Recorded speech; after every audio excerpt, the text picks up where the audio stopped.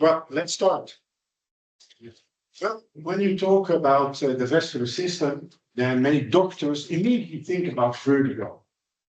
And I will show to you and explain to you that vertigo is indeed an important symptom in case of vascular disorders. But it's by far not the only one, and it's not the most common one. That's already very important in the diagnosis and management of patients, because GPs in general think, you ask the patient, do you have vertigo? No? Okay, no vascular problem. That's not true.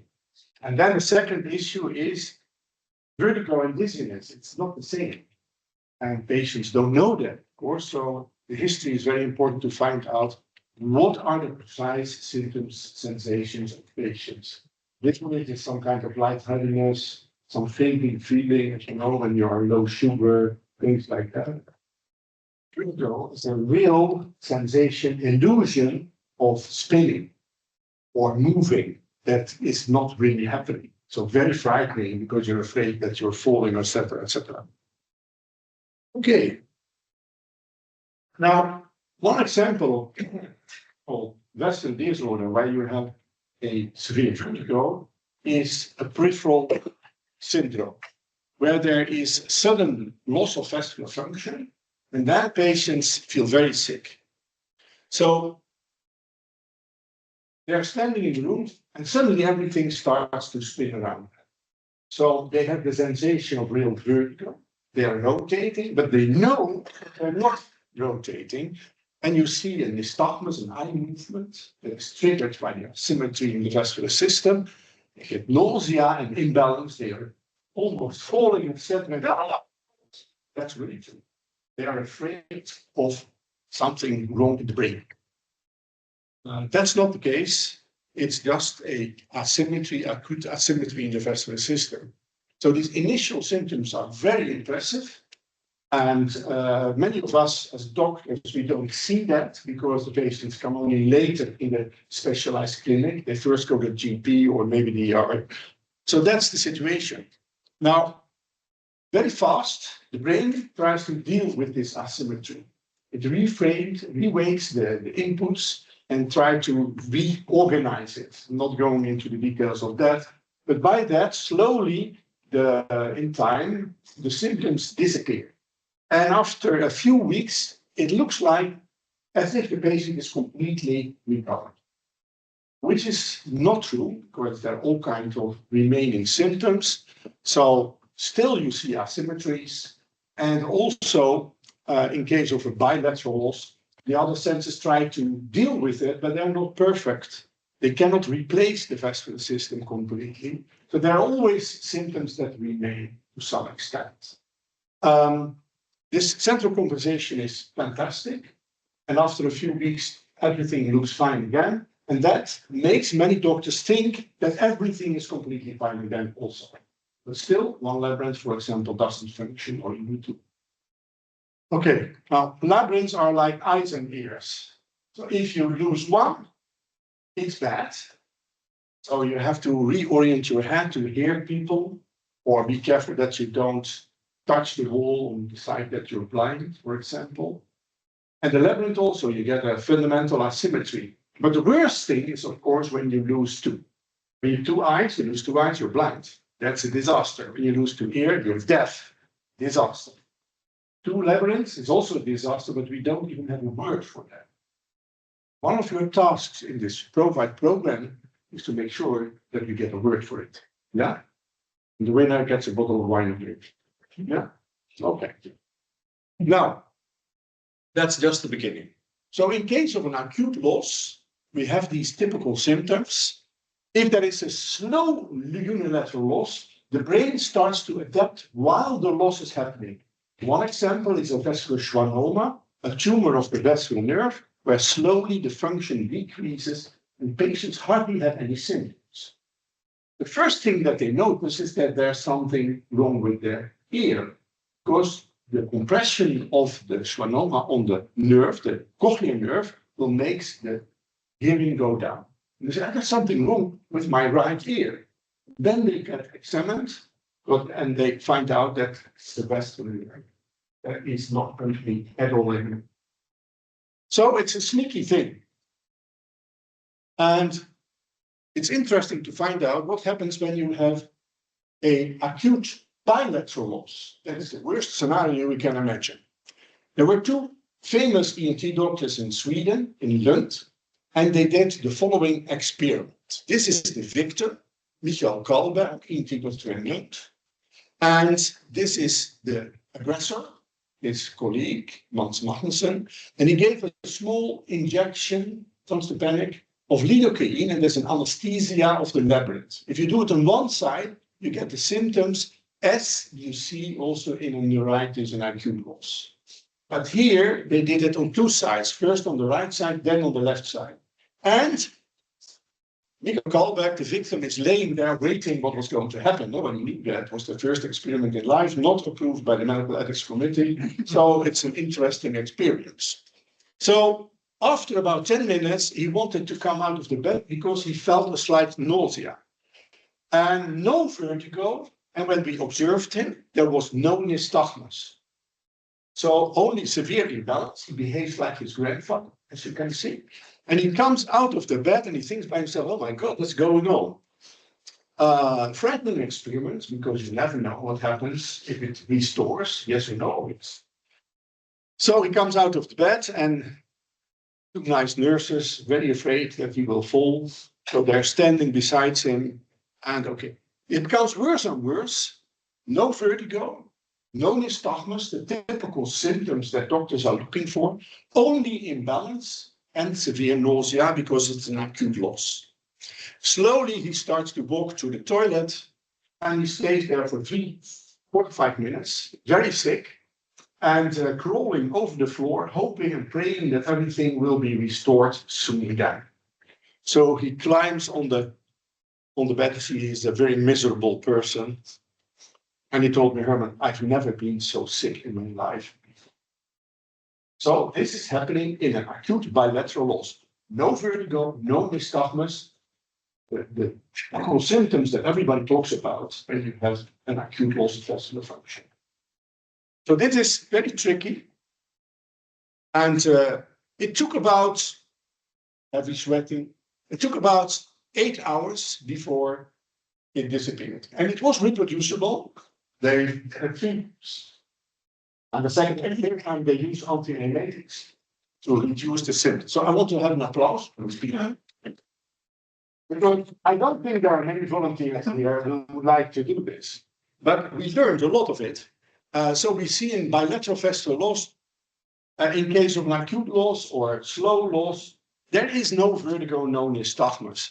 There's a severe imbalance, and they report that there is no stabilization of the image anymore when they move the head. So there's a very strong intolerance for head movements. Every movement makes them vomit. That nausea only happens when it's acute, not when it's slowly decreasing, like, for example, in aging. There is no symptom of nystagmus, there is no vertigo, there is no nausea.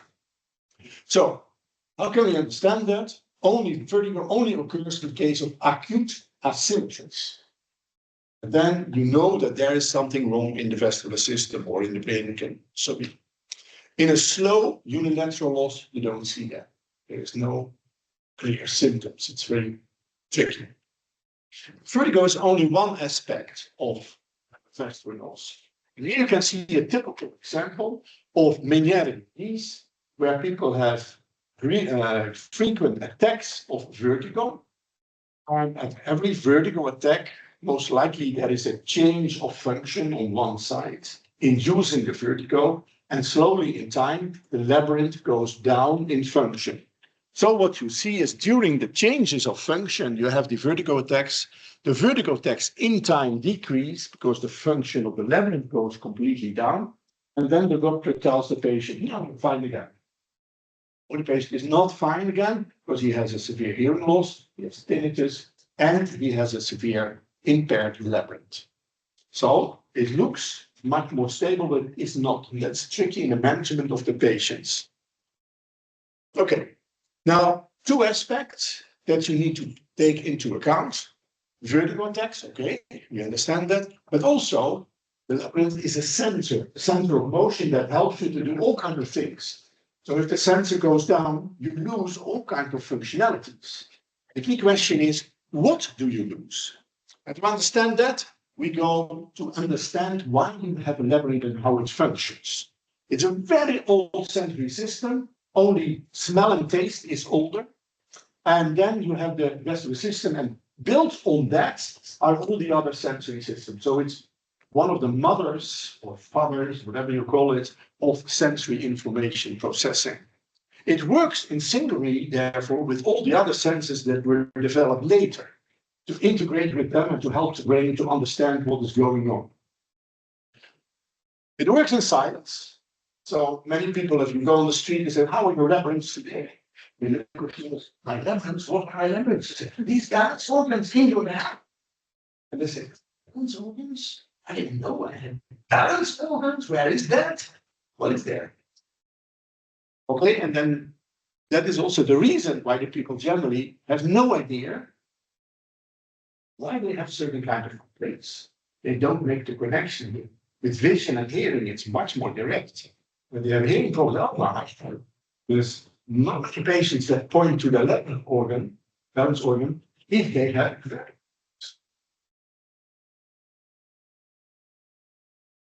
We have the labyrinth, as you all know, and one part of the labyrinth is the vestibular part, and the other part is the cochlear part. Basically, they are both sensors of motion. Low frequency motion, head movement, is done by the vestibular system. A high frequency motion is sound. So very fast motion. So basically, from physics point of view, they're very similar. Only the morphology, the structure around it, make one more sensitive for low frequencies and the other more sensitive for higher frequencies. Okay. The oldest part of the system, the ubiquitous and suckers, they work a little bit like a glass of water. So imagine that I want to bring a glass of water to you. It's almost impossible not to make the water move.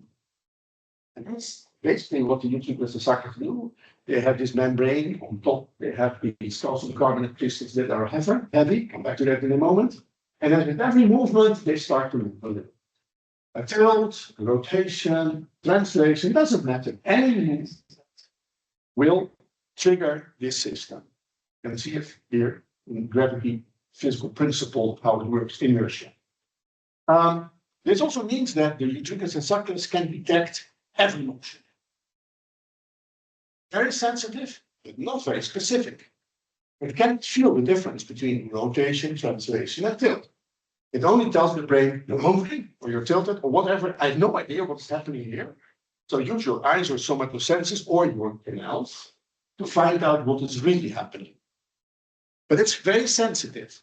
This has a very strong clinical implication. It means that if you lose your canals with caloric testing and video head impulse test, it's nice that you lose them, nice, whatever. But it doesn't mean that you don't feel rotations anymore, because you still have this rudimentary fundamental system. Okay. So in lower animals, we have this autokist. So you have a sphere filled with hair cells, and in it are autoconia. As soon as you start to move, the autoconia move, and the floating mass in the sea feel the motion and knows that it's in the sea moving in some kind of direction. Don't know which direction, but it's moving. In the human being, we have a more refined system.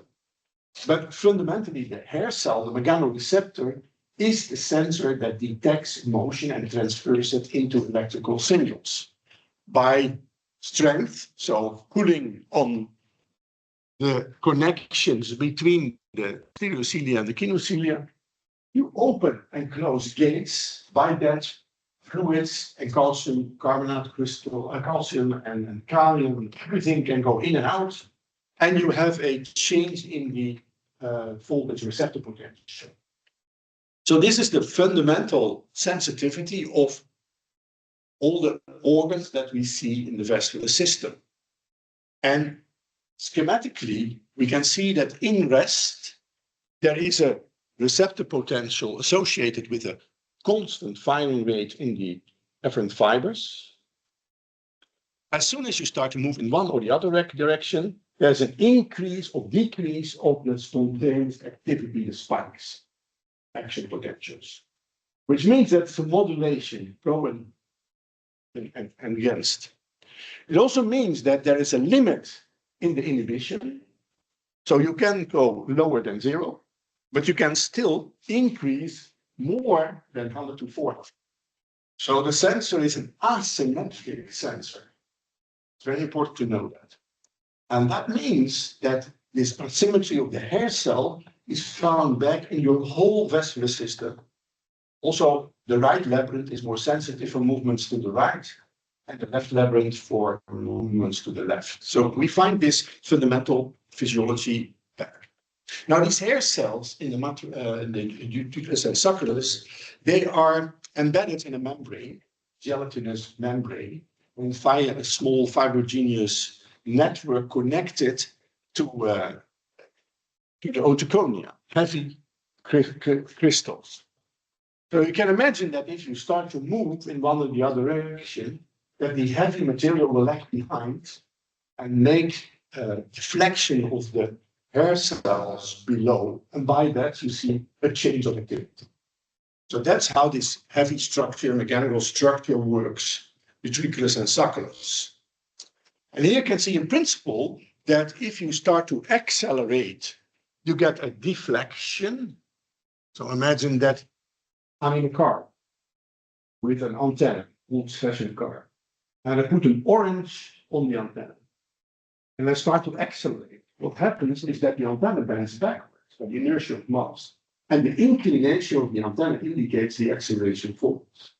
If I reach constant velocity, the elasticity of this antenna brings it back to the neutral position. Forget about air friction and things like that. And if I put on the brake, then the orange moves forward, indicating that I'm decelerating.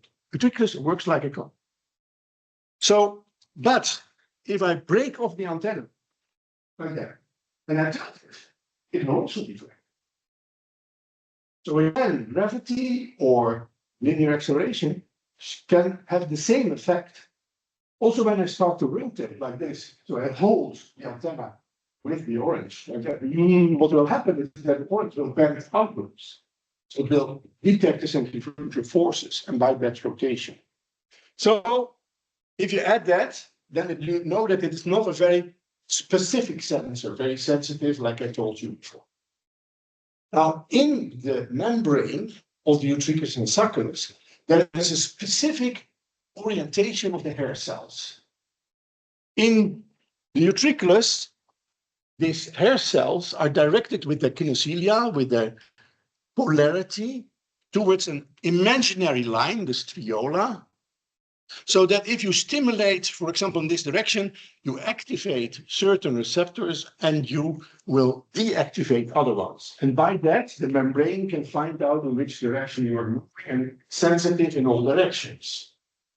And that holds also for the succulus, which is oriented like that. So when you go up and down or forward and backwards, also you will move in that membrane. So the succulus is oriented like this, so especially for elevator sensations, things like that. And you have the utriculus in the horizontal plane. And of course, there's an overlap in their sensitivity also because the membranes are not completely flat at all. But what you can see here from a reconstruction from Kurtois, that you see that the utriculus and succulus, this organ, is shaped. It's not flat, as people are publishing that in old literature. It's in reality, it's a different orientation. So it's all of them are 3D structures. This is the classical picture showing how succulus and utriculus act in different planes, but now you understand that there is some kind of overlap. The efferents from the macula, they go to different places and they have different functions. I will explain that in another slide. So don't start reading this. So come back to that in a second. So if you make an analysis of the sensitivity of all these receptor cells on the sucralose and utriculus, you can make a physical model to understand how it will respond on certain kind of movements. The theoretical model is a second-order model, very common in biological systems, and that predicts a little bit how the system will respond to motion. So it depends on viscosity, elasticity of the cupola, and the elasticity of the membrane. So everything is incorporated in there. Based on the physics, this is the sensitivity, the frequency dependence of the mechanical system of the utriculus and sucralose. So it means it can perfectly detect gravity, it remains reflected, it remains stimulated. And when you start to move like that, there's a limit to the sensitivity for the higher frequencies. At a certain moment, the system is too slow to detect it. So that's why you see the high frequency cutoff. But in reality, it's different. So we have already discussed that. In reality, it's a little bit different. We will see that there's a problem in the lower frequencies. What do I mean by that? Imagine that I tilt my head like that. Then there's a constant stimulation. And that can be interpreted by the brain as a tilt or constant acceleration in this direction. It's very frightening. So you want to take that out. The brain learns by using also the other sensory systems to get rid of that sensitivity. So it suppresses it, so you don't feel with your labyrinth the gravity anymore when it is constant. You need a motion to detect the gravity. That's something that you can perceive when you're diving. When you're diving, you can't see how you're oriented. You don't feel it with somatosenses. You're depending on your labyrinth. And divers don't know in the dark, in the water, what is up and down. So then they have to move the head or make bumps to feel where gravity is. So that's why the low frequency is cut off by the brain, by central processing. And we see in the utriculus and sucralose specific cells that are more sensitive for constant stimulation and others more sensitive for dynamic stimulations. And they are positioned in different areas in the utriculus and sucralose. So the striatal area is not covered with a lot of otoconia, they are more dynamic, and the other ones are more for the mechanical perception of gravity. That has an analog. So you can see here you have the very fast high frequency sensitivity in the system of the utriculus and sucralose in the striatal area. And you have a similar thing with the eye. You have the fovea, which is very sensitive for very small movements, very precise and position controlled. And you have around it an area that is more motion sensitive. Also specializations in the retina that you also find back in the utricular and sucralose membrane. If you put everything on a roll, the frequency sensitivity of the utriculus and sucralose is like this. So you have the sustained system that is sensitive for relatively slow movements and for tilt, but the tilt needs to be dynamic. Otherwise, you lose the information. For the higher frequencies, you are not detecting it anymore with the utricular and sucralose normally, because the membrane is too heavy, too slow to follow those movements. But if you give a loud tone, like we do in the vestibular migraine potentials, 500 Hertz, it's far too high for a normal function of the utriculus and sucralose. No, the sound goes directly into the striatal area and stimulates the hair cells. That's why you see response there.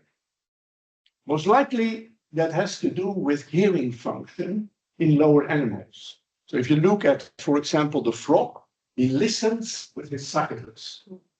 And we find that back here. So that's a rudimentary function which still has connections and functionality, but very complex story. Okay. So now we have two of those glasses on both sides. They're very sensitive, but not very specific. And that's why we can continue with this.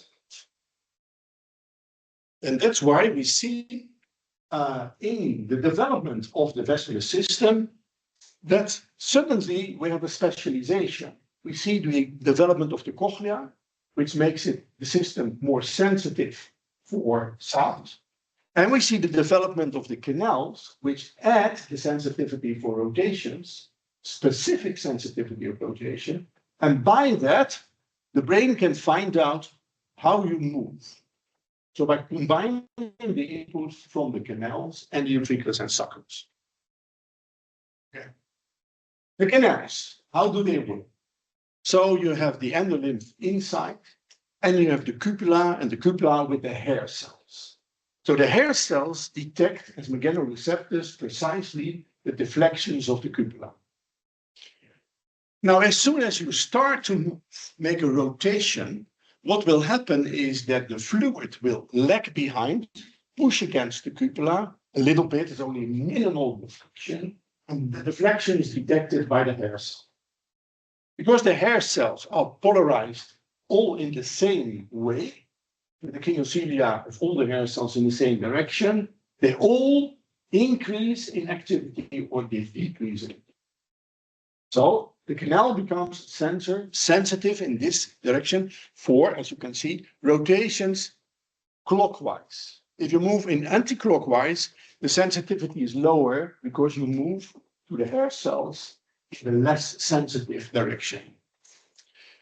If you reach constant velocity, then slowly the cupula will bend back to the neutral position. The reason is that there's no acceleration anymore.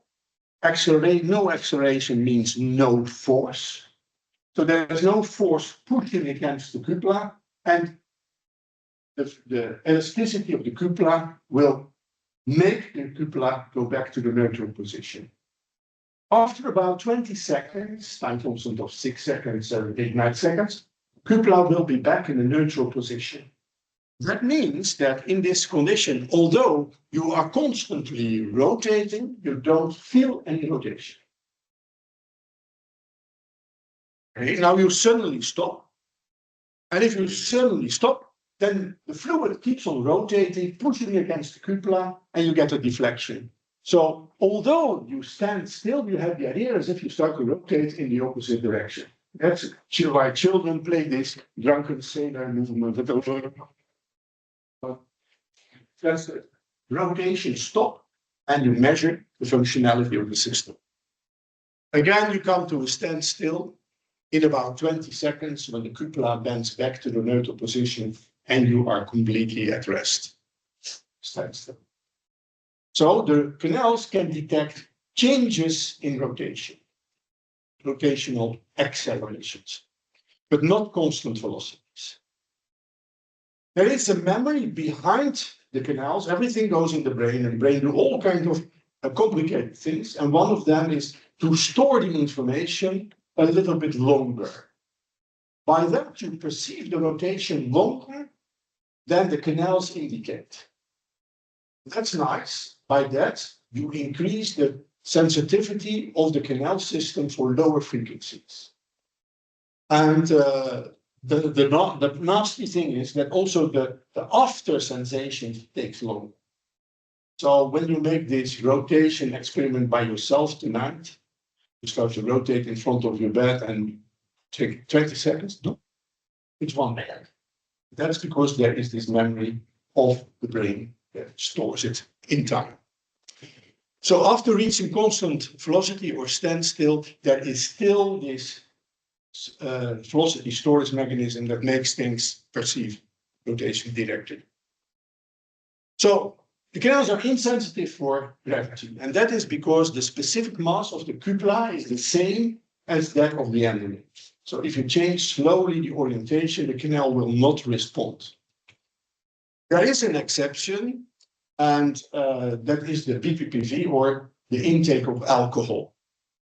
So canal is sensitive for only rotations, accelerative rotations, and not sensitive for gravity. One exception, here, when there are calcium carbonate crystals coming from the utriculus into the canal, they make the canal sensitive for gravity. Another solution is that you can experiment tonight. Take 5 glasses of whiskey, and you take 1, 2, 3, 4, 5. And then the alcohol comes via the blood flow in the cupula, and it makes the cupula lighter. By that, there is a specific mass difference between them, and the cupula will start to float. And you get the vertigo and the nausea. That's happening. Now, if you wait long enough, then the alcohol will migrate to the endolymph, and it will be matched again. Then, if you wait long enough, it goes out of the cupula and is only in the endolymph, and the cupula is relatively heavy. So then you get the post-alcoholic vertigo type 2. That's the hangover. So what you can do is then take another glass of whiskey so that you can match again the specific mass of the 2 organs. And that's why many people like to drink a glass of water, whiskey the day after. I can do the experiment tonight. So there are many studies now going on this specific drugs, modeling that, etc., etc. Okay. Now, in benign positional vertigo, the canal becomes sensitive for vertigo. Don't know what happens.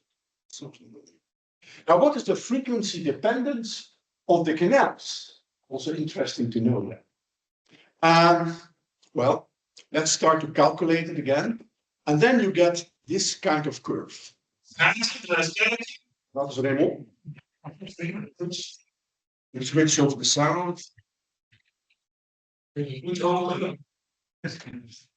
So what you see is that there is some kind of bell-shaped sensitivity.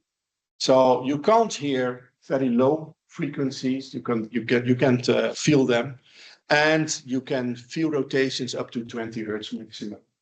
And especially in Rotterdam, they did a lot of research with head shakers to find out where the frequency dependence is precisely. So we have different tests for different frequencies. So if the head impulse test, for example, is abnormal, it doesn't mean that the caloric test is abnormal and the other way around. You have specific low and high frequency. So, like hearing, you need to assess the function as a function of frequency. Okay, now the first law of Ewald tells us that the optimal sensitivity of the canal is when you start to rotate around an axis that is orthogonal to the plane of the canal. So if you rotate in the plane of the canal, as you can see, there is minimal displacement of the envelope, and you don't see any response. And that's why for a 3-dimensional detection of motion, you need canals organized in 3 dimensions. So we have the horizontal and vertical canals. So the horizontal canals are oriented like this, a little bit up. And the right is more sensitive for movements to the right, and the left one is more sensitive to the left. So increase in activity on the right side, decrease in activity on the left side. When you look at the other dimension, we have postural and anterior canals, anterior postural. If I move towards the anterior canal, I stimulate the anterior canal, and I inhibit the posterior canal. And the other way around. So when I move downwards, I stimulate the posterior canal and I inhibit the anterior canal. And that's how the canals work pairwise in 3 dimensions. So it means that if you lose one labyrinth, you get a permanent asymmetry because the sensor is lost. And you cannot compensate for that, by the amplifier. For example, if the microphone doesn't work, you can switch on the amplifier as much as you want, but it will not help. And that is the same with the sensor that detects the motion. You can use central compensation or whatever, but you can never replace the sensor. Always be a deficit. So that is in 3 dimensions. And associated with the head movements are eye movements. Image stabilization. Come back to that in a second. Okay, so we have these 2 organs together, the otolith system and the canal system. So they detect all motions that your head can make. but they are dynamic sensors. That's why we use vision also as a reference, because that is the position sensor. Okay, so you have it on both sides, and that works fine. Normally.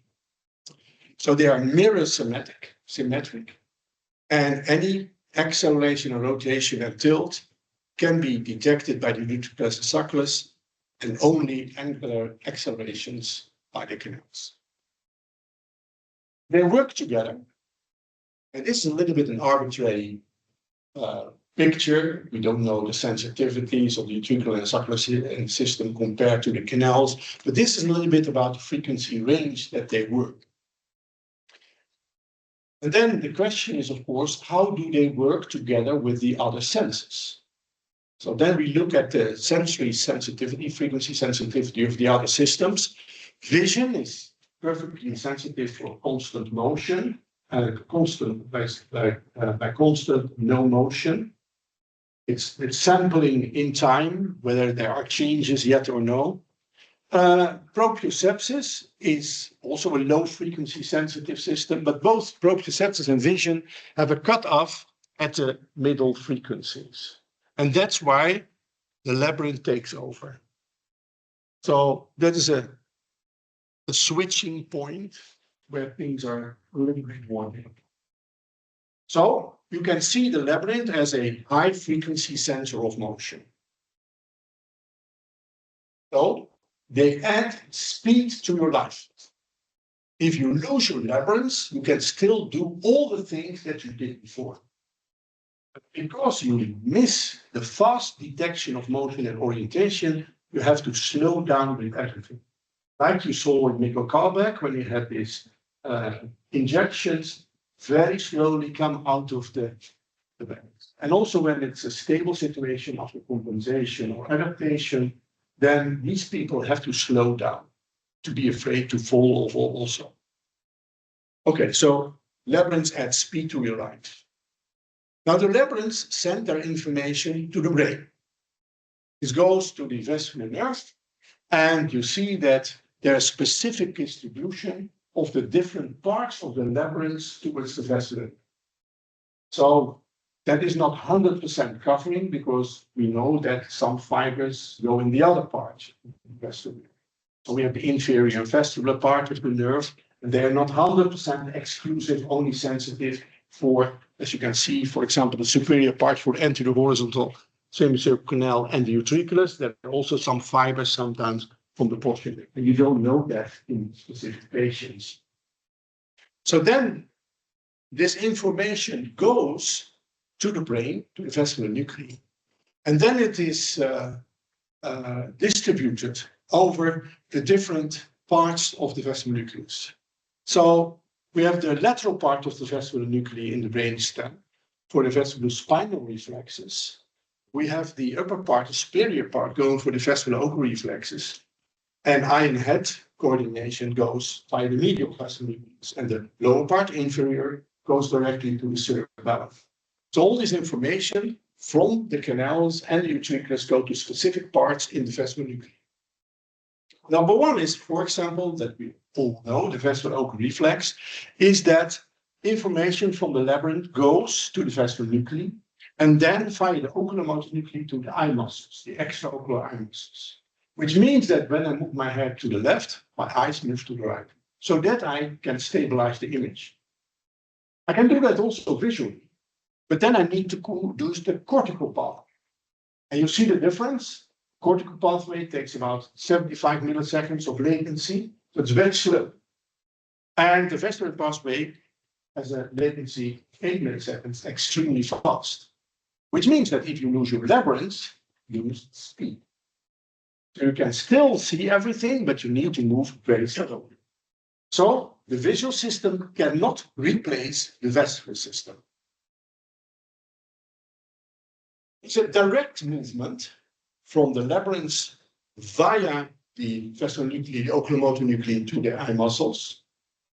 But that's not the only thing. There is a parallel pathway that's called the indirect projections. Why is that? For example, when I move my head to the left, Then during the movement, I stimulate my labyrinths, and they provide activity that makes my muscles move in the opposite direction, my eyes. But if when I stop, then there is no activity anymore. So normally when I don't do anything, my eyes will go back to the neutral position. That's not what I want, because I want to keep on looking at you. So again, the velocity storage plays a role here. It starts to sample the activity of the labyrinth and store it for about 100 milliseconds in the brain. So when you stop, there is still activity in the memory, and that allows to keep the eyes on target. So what happens when I make my movement with my head, like this, then the direct pathway takes care of my eye stabilization. When I stop, then the velocity storage takes over and keeps my eyes in the right position. Gaze evoked nystagmus is something that happens when there is something wrong in the brain. So then the eyes will drift back and the memory doesn't work. And then you get a nystagmus, an eye movement, trying to go all the time to the right direction. So there are all kinds of clinical tests that we use to measure if these pathways are intact, yes or no. So two pathways, the direct and the indirect pathway. So these neural integrators are organized in specific structures in the brain. And the tests that we do are generally helping us to identify the lesions. So when you move the head in 3 dimensions, you get this image stabilization. So we call that dynamic image stabilization. So make sure that you can see during head movements while walking, etc. So what you will see is a direct face movement. So for example, when I move my head like this, my eyes move in the opposite direction, but when I keep on moving in the same direction, my eyes cannot keep the gaze. So what they do is they reset and then keep on rotating in the same direction. So it's interrupted by a reset, that's the fast phase, simply to allow your eye to have the right velocity, matching the eye velocity with the head velocity. It's not position, but velocity. And that's why we analyze these eye movements to have information about how the vascular system works. We call the nystagmus, the eye movement, related to the fast phase, because that is something that you see very easily. But the slow phase is the real physiological parameter that you have to measure. So we calculate in all the experiments the slow phase velocity. Okay. So here you see an example. You rotate and you get these eyes moving, and you see not a smooth movement, you see a saccaded eye movement. So, and that's what you can see here when you monitor that. You get all these resets in between the slow phase. If you take out all the fast phases, you see the constant velocity of the eye, and that is the real response. And that fits precisely with the chair in the opposite direction. So, nystagmus is a typical response of the vascular system, and we analyze that to measure the sensitivity.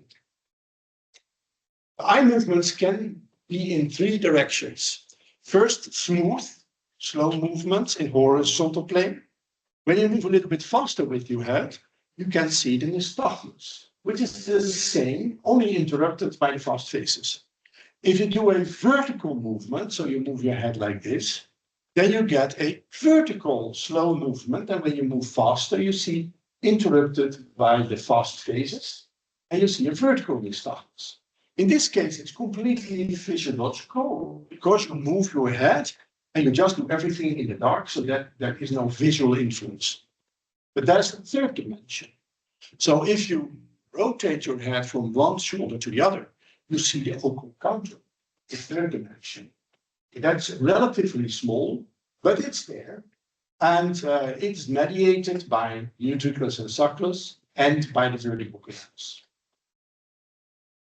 Okay. So we know that there's a hard wiring of canals towards eye muscles. which means that if you give a specific stimulus to the canal, you always get a specific eye movement. And that is what you see here. If I stimulate the right posterior canal, I get an upbeat nystagmus and a inward, basically anti-clockwise rotatory nystagmus. So with every movement, every stimulation of a canal, you have a specific eye movement. That's nice, because now you can see from the pattern of eye movements which canal is stimulated or affected. We'll go into the details of that, but this is the scheme that we use, for example, in the diagnosis of people. The system is a little bit more complicated. As soon as you change the gaze, you change the function of ocular muscles, and then you get more rotation or more movement in a different direction. So keep that in mind. All these schemes work as long as you look forward. But as soon as you start to look in another direction, you get other responses. Okay. Now there's visual feedback to learn the system how to work. And the visual feedback, 5 minutes ago. Visual feedback runs, as you can see, from the retina via the parieto-temporal visual areas to the inferior all of the flocculus, cerebellum, and then to the vessel nuclei. The inhibitive Purkinje fibers will suppress or release the activity. So you can learn by visual input how to program the vestibular reflex. There's a very, very strong adaptivity. Melville Jones, in the 50s of the previous age, showed that you could reverse the vestibular reflex completely. So he gave patients prisms that inverted the gaze, and after 3 days, the vestibular reflex was in the opposite direction. It's amazing. So, but we make use of that also by training and compensation, etc. So the power. So here you see again this feature. So when you rotate, then normally you see the nystagmus. But if you, for example, ask people to look at your thumbs, then it completely suppresses it. This means that if you want to measure the function of the vascular system, you have to do that in complete darkness.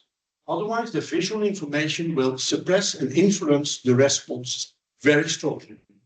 Very important. Now we go to the eye and head stabilization. And this is very well developed in animals and birds, simply because they have lateral vision. And by that, there is no conjugation of the eye movements. So when they start to move, they have to stabilize the image by head motion. Imagine that I'm a pigeon. Yeah? Here's a pigeon, Dutch pigeon. So I look to the right and look to the left because I have lateral vision. When I move forward, I simply have to move my head in the opposite direction to be sure that I can see you. So because I want to move forward, I make a very fast head, fast face, to be able to stabilize again. And that's why the birds walk like that. So that is the vestibular colloquy reflex. And it's an alternative for these kind of animals. But you also, when you're walking, you stabilize your head in space with about 3 degrees per second, something like that, of head motion. So human stabilization, 3 degrees. So we move on. We go to the balance system. All kinds of connections, you can read that in the books. Ultimately, the key question is, what is the system doing for balance? On one hand, as you can see, it regulates muscle tone of the extensor muscles to give a certain stiffness to your body so that you do not collapse. And there is a regulation of the center of mass over your base of support. Okay? The labyrinths are important for this gravity factor, manipulating that.